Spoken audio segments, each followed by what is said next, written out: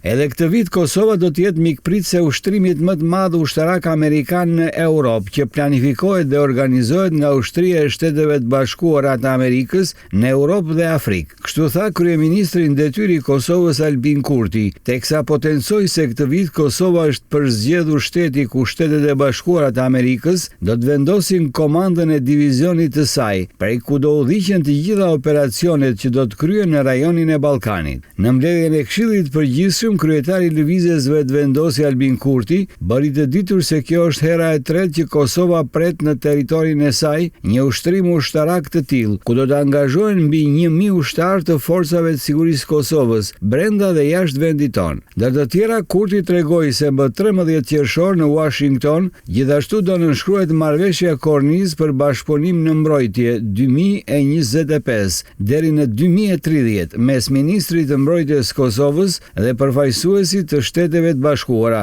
Albin Kurti theksoi se për të bërë hapa përmbajtësor drejt antarësimit në NATO është investuar posaçërisht në ushtri. Ai tha se në mandatin e tij është bërë 2 fishimi ushtarëve, 3 fishimi buxhetit, 4 fishimi trajnimeve jashtë vendit edhe 100 fishim në blerje armatimi dhe municioni.